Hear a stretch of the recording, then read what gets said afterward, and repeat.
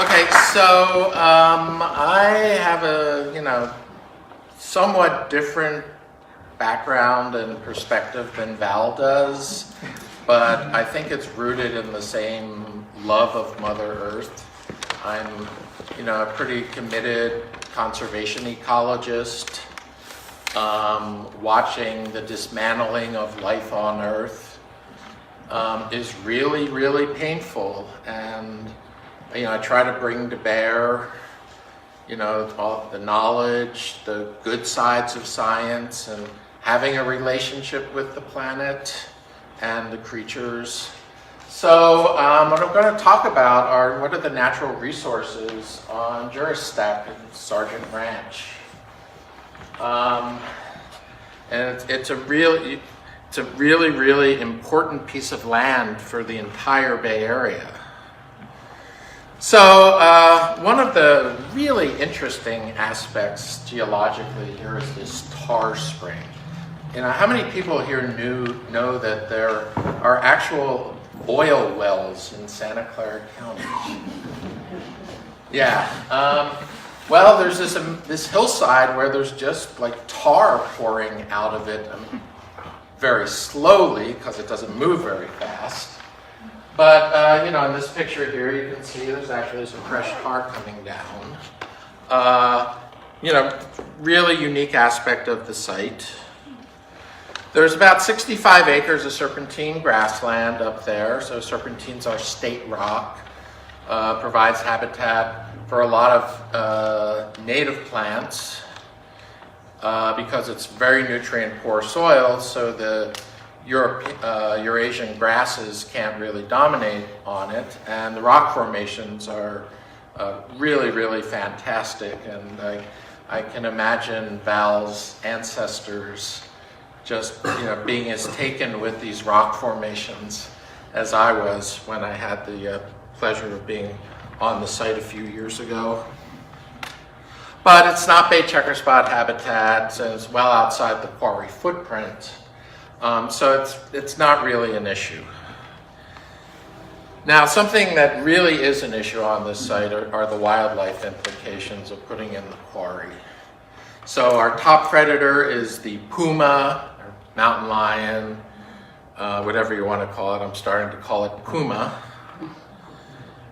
And the puma population in the Santa Cruz Mountains is really at high risk because of small population size.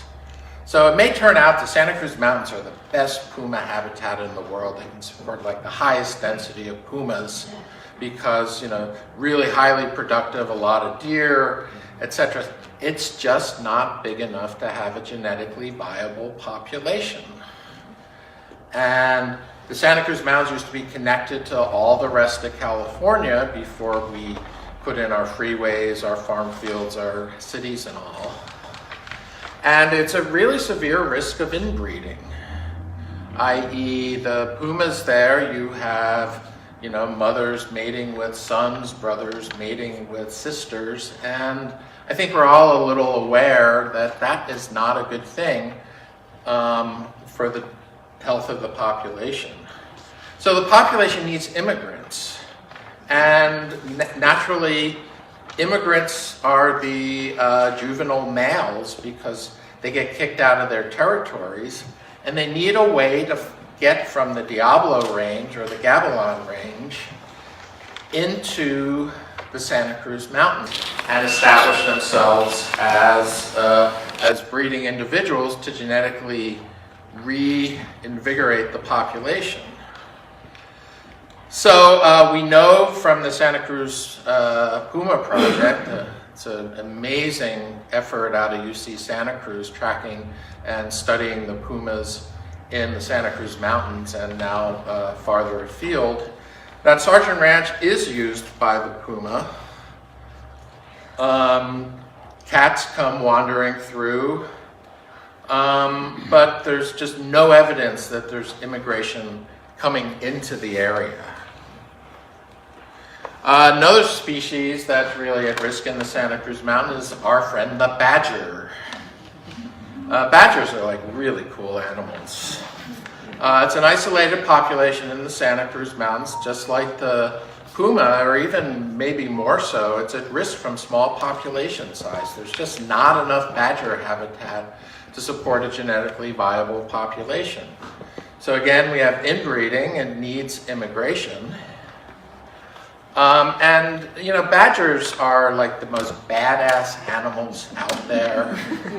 They're big, nasty weasel. If you've ever encountered one, you know, they'll snarl at you and stuff. And unfortunately, they try to do that with 18-wheelers coming down Highway 101 when they're trying to get across. And that's not a fair fight. So the point is, maintaining this connectivity to the rest of the world is absolutely essential for these wildlife populations in the Santa Cruz Mountains. So there have been numerous studies on landscape and wildlife linkages statewide, locally, and it just turns out that Sargent Ranch right here, where it says Tar Creek, just shows up in every study that's ever been done in California as a really, really critical wildlife linkage. It's really well documented in the Santa Clara Valley Habitat Plan, the Bay Area Critical Linkages Project, et cetera, et cetera. And we're at the juncture of animals being able to get across the Pajaro River into the Gavilan Range to the south, across the Chittenden Gap, and then across the Santa Clara Valley in the remaining natural and open ag lands along the Pajaro River. And there's been a lot of work by the Nature Conservancy to try to get a contiguous linkage of protected lands across the Pajaro in particular. Here's yet another map. You can see all the colored arrows, and you know, here's Sargent Ranch. You can see the arrows going in all different directions. So it is probably one of the most single important wildlife linkages in Northern California. Basically, the health of certain species of wildlife, the puma, the badger in particular, in the Santa Cruz Mountains is absolutely dependent on animals being able to get into the Santa Cruz Mountains from the wide open spaces of the Diablo Range and the wide open spaces of the Gavilan Range. So when we look at the bigger picture, there's really only two semi-intact linkages between the Diablo Range and the Santa Cruz Mountains. We have Coyote Valley, which has been subject of long pitched battles, you know, led by a lot of people, including the Committee for Green Foothills. It's an amazing Coyote Valley wildlife linkage, landscape linkage study that just came out in the past few years. Sponsored by the Santa Clara Valley Open Space Authority. And then we have the Pajaro down here in Juristac. And there's really only one to the Gavilan Range across the Chittenden Gap where the Pajaro River cuts through the mountains, and that's Juristac. So I want you to kind of ask this question about, is putting a large industrial complex in a critical wildlife landscape linkage something we really want to do? It's already extremely tenuous as it is, and the level of disturbance and development footprint is only going to make this area a lot worse for wildlife passage. The steelhead trout, Val talked about welcoming the fish back and making sure that they have a place. Well, the Pajaro River steelhead runs, if you can call them runs, are in really, really bad shape. We've really done a number on the Pajaro Basin for the steelhead trout. And we were talking about just a handful of fish, according to the most recent studies. But it turns out Tar Creek, which is the major creek on Juristac, has supported steelhead in the past. It's currently unknown status. And when you look very closely at the map, Tar Creek runs right by the, quote, overburden pile that's going to store all the material that's going to go back into the pits. So, there's definitely some steelhead issues here. And then there's the watershed values. We live in a Mediterranean climate where water resources are, extremely precious. And the Sargent Creek watershed itself, is right in here, is going to be the area that's most severely impacted by the proposed quarry.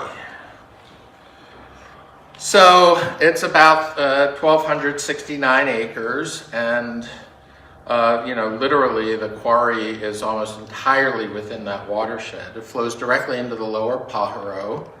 The lower Pajaro supplies water to the farms down near Watsonville. Downstream provides drinking water. Rough estimates provides hundreds of acre feet of groundwater recharge and runoff. And that recharge is what provides summer base flow in Sargent Creek.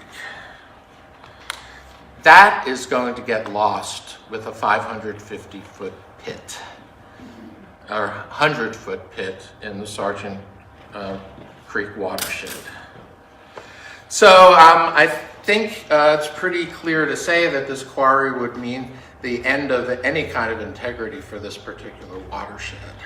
Now, it's just one little watershed, but there's something really special in the Sargent Creek watershed. Turns out our friend, the California red-legged frog, which is listed as a threatened species, so it has legal protection. It supports California red-legged frogs, and it's actually kind of unusual in the big scheme of things because they're stream-dwelling and stream-breeding California red-legged frogs. Most red-legged frogs now are restricted to stock ponds out in the rangelands. I mean, they used to be incredibly abundant in the valley bottoms where we had extensive wetlands complexes and lots of vernal pools, and now they're kind of relegated to these little patches of breeding habitat up in the uplands that are largely being maintained by the ranching community.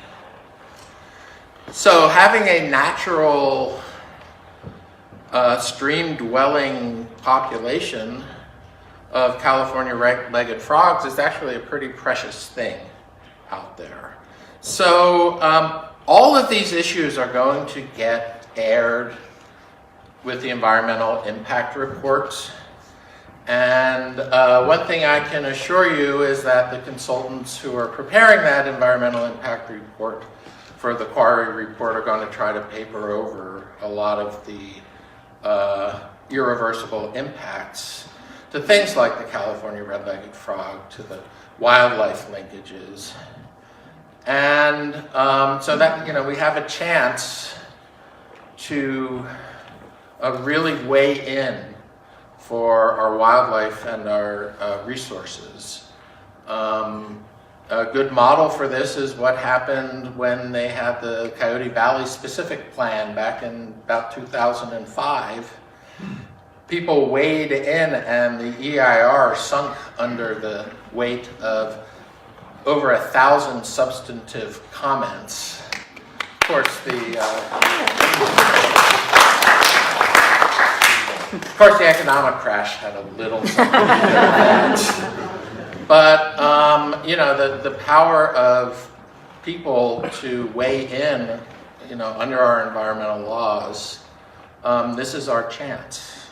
So, like I say, all these issues are going to be vetted in the environmental impact report.